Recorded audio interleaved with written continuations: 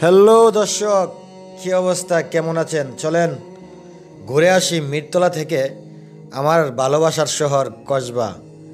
তাই চললাম, বাড়ি থেকে বেরিয়ে পড়লাম বাইক আর গোপ্রো অ্যাকশন ক্যামেরা নিয়ে। পিছনে আছে আমার ক্যামেরাম্যান সাইফুল। চলে আসলাম আমাদের গ্রামের বাজারে। বাজারটা অনেক সুন্দর লাগতেছে। আর যেহেতু আপনাদের সাথে ওয়াদা করেছি ব্রাহ্মণবাড়িয়া জেলার প্রত্যেকটা গ্রাম এবং প্রত্যেকটা সৌন্দর্য আপনাদেরকে দেখানোর চেষ্টা করব, ওই জন্য গোপ্রো ক্যামেরা নিয়েছি, বাইক নিয়েছি, নিচ থেকে ভিডিও করে রাস্তাগুলো দেখাবো, তারপর ড্রোন দিয়ে উপর থেকে ভিডিও করে দেখাবো প্রত্যেকটা গ্রাম, প্রত্যেকটা জায়গা। যেখান থেকে কমেন্ট বেশি আসবে ওইখানেই প্রথম যাওয়ার চেষ্টা করব। তাই চললাম আজকে মিরতলা থেকে কসবা, আর আপনাদেরকে দেখাবো আমাদের গ্রামের রাস্তাগুলো এখন কেমন। যারা প্রবাসে থাকেন, বিশেষ করে অনেকেই 4 বছর 5 বছর প্রবাসের মাটিতে থাকেন, গ্রামগুলোকে অনেক মিস করেন। আমিও একজন প্রবাসী। তাই আমরা যখন প্রবাসে থাকতাম এরকম ধরনের ভিডিও দেখলে অবশ্যই অনেক ভালো লাগতো। তাই আমি চেষ্টা করতেছি আপনাদেরকে একটু ভালো কিছু দেখানোর জন্য। আর আমার বাইকের গিয়ারটা মনে হয় একটু বেড়ে গেছে, তাই গিয়ারটা কমিয়ে নিলাম। আর চলতে চলতে চলে এলাম আমাদের পুব্রপাড়া। এটা হলো পুব্রপাড়ার বড় পুষ্কনিটা। আর এই বিল্ডিংটা মনে হয় সোহাগ মামার। তাই চললাম কসবার উদ্দেশ্যে। আমাদের মিরতলার রাস্তার কাজ চলতেছে, এই দিক দিয়ে মোটামুটি কাজ শেষের পথে। আর এখন পুব্রপাড়া আলামিন এবং জাকির হোসেন কবির তাদের বাড়ির এখানে চলে আসলাম। চললাম কসবার উদ্দেশ্যে আর আপনাদেরকে ভালো কিছু দেখানোর উদ্দেশ্যে। তবে দর্শক, যারা আমাদের এই ভিডিওগুলো দেখেন, আপনারা প্লিজ ভিডিওগুলোতে লাইক কমেন্ট করে শেয়ার করে দেবেন। কারণ একটা ভিডিও বানাতে অনেক সময় লাগে, অনেক কষ্ট হয়। তারপরও চেষ্টা করি আপনাদেরকে ভালো কিছু দেখানোর জন্য। যারা প্রবাসে থাকেন কিংবা এলাকা ছেড়ে শহরে চাকরি করেন, ওই মানুষগুলো অনেক মিস করে এই যার যার গ্রামটাকে। তাই আমি চেষ্টা করব ব্রাহ্মণবাড়িয়া জেলার প্রত্যেকটা গ্রাম, প্রত্যেকটা সৌন্দর্য, প্রত্যেকটা রাস্তাঘাট তুলে ধরবো ভিডিওর মাধ্যমে। তাহলে আপনারা অবশ্যই আমাকেও সাপোর্ট করতে হবে।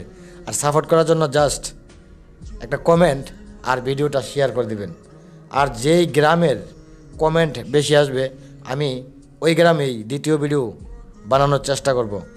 আর এখন চলছি কসবার উদ্দেশ্যে। এই যে চলে আসলাম আমাদের মিরতলা পার হয়ে জোর ব্রিজের কাছে, আকসিনা জোর ব্রিজের কাছে। তবে এই দিকের যে রাস্তাটা আছে জোর ব্রিজ থেকে রাজাপুরের দিকে, এই রাস্তাটা আগে যেমন ছিল এখন এমনই আছে, এটা কাজ করে নাই। এটা হয়তো আমাদের রাস্তাটা থেকে আলাদা, ওই জন্য এটা টেন্ডার আলাদা আসবে। তাই আস্তে আস্তে চললাম কসবার উদ্দেশ্যে। তো দর্শক, আসলে আমি চেষ্টা করব সবসময় আপনাদেরকে ভালো কিছু দেওয়ার জন্য। আর আপনারা অবশ্যই ভিডিওগুলো শেয়ার করে সাথে থাকবেন। তো আজকে রাস্তাঘাটগুলো মনে হইতেছে একটু ফাঁকা ফাঁকা, কারণ অন্য অন্য দিন যখন যাইতাম তখন দেখতাম এই রাস্তাগুলোর মধ্যে অনেকগুলো অটো গাড়ি থাকতো। তবে আজকে মনে হচ্ছে একটু ফাঁকা, কারণ আজকে আকাশের এই রঙটা তেমন একটা ভালো নেই, রৌদ্রটা এরকম ওঠে নাই, ওই জন্য মনে হয় মানুষ বাড়ি থেকে বের হয় নাই। তাই আমি বেরিয়ে পড়লাম আপনাদেরকে সুন্দর কিছু উপহার দেওয়ার জন্য। তো চলে আসলাম রাজাপুরের কাছাকাছি। আর চলছি আস্তে আস্তে, কারণ অনেক দিন পরে বাইকে উঠেছি। বিগত 4-5 বছর পর বাইকে উঠলাম, আস্তে আস্তে চালাচ্ছি। এই যে দেখেন রাজাপুরের মসজিদরা রাস্তার পাশে, অনেক সুন্দর লাগছে। তো আস্তে আস্তে চললাম, চলে আসলাম রাজাপুরের কাছাকাছি। এদিকে মনে হয় কোনো মাহফিল হবে, ওই জন্য রাস্তার পাশে বাঁশ রেখে রেখেছে, মাহফিলের কাজের জন্য মনে হয়। তো চললাম এখন কসবার উদ্দেশ্যে, কারণ আপনাদেরকে দেখাতে হবে কসবার সৌন্দর্য। এই যে দেখেন সামনে একটা জিনিস দেখেন, এই যে রাস্তাটার মধ্যে কে যেন কাঠের বসি দিয়ে রেখেছে। আসলে আমি বুঝি না মানুষের বিবেক কোথায় দাঁড়িয়েছে। এই কাঠের বসিগুলো রাস্তায় দিলে বাইক 100% অ্যাক্সিডেন্ট করার সম্ভাবনা থাকে। বালি এবং এই কাঠের বসিগুলো আসলে মানুষ রাস্তার মধ্যে কেন এগুলো দেয় জানি না। তবে যারাই এগুলো রাস্তায় দেয় তারা বোঝা উচিত, কারণ রাস্তার মধ্যে গাড়ি ঘোড়া চলে, এটা রাস্তা দেওয়া অবশ্যই ভালো দেখায় না।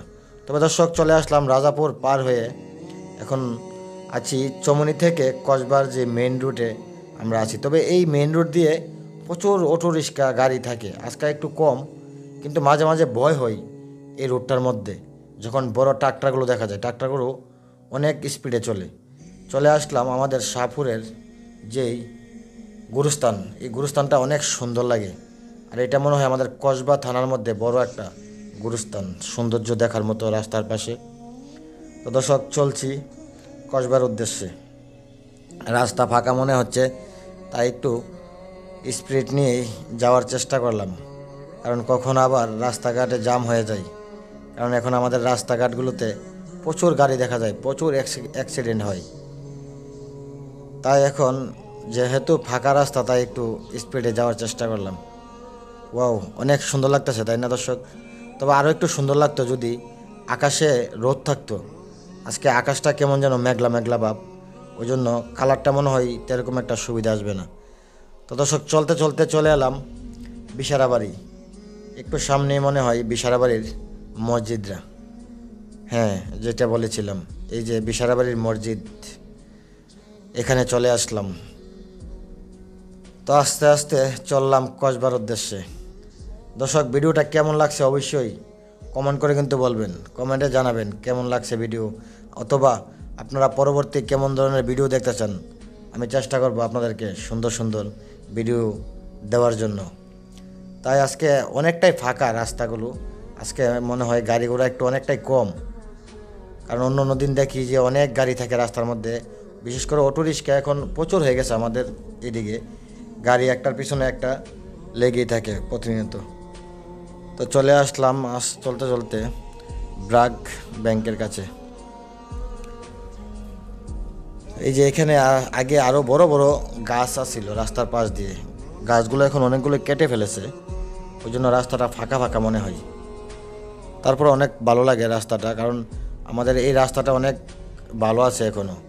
কড়িসমনি থেকে এই আপনার ব্রাহ্মণবাড়িয়া যাইতে চাইলে অনেক খারাপ রাস্তাটা, আমি ওই রাস্তাটা নিয়ে একটা ভিডিও আপনাদেরকে দেব, দেখি দু একদিনের মধ্যে।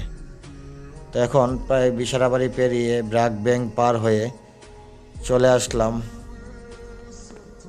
মোটামুটি টিয়ালিবাড়ির কাছাকাছি।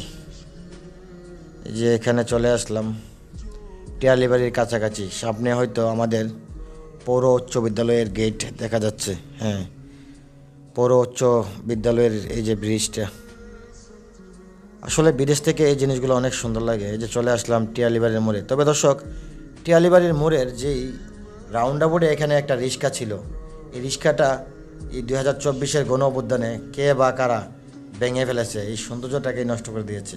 এটা দেখতে অনেকটাই সুন্দর লাগতো।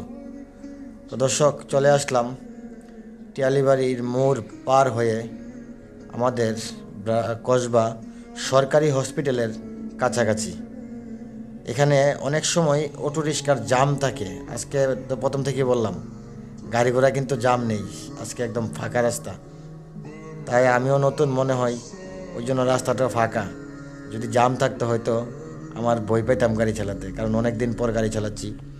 চলে আসলাম কদমতলি, এই যে দেখেন আড়াইবাড়ির যেই মোড়ে চলে আসলাম কদমতলা।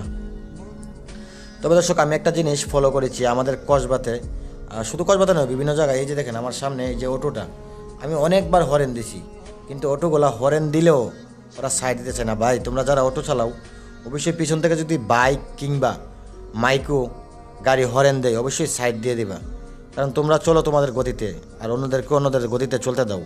এই যে দেখেন এই অটোটাকেও আমি অনেকবার হরেন দিতেছি সাইড দেওয়ার জন্য, কিন্তু সে সাইড দিচ্ছে না, বা সে তার নিজের মতো চালাচ্ছে।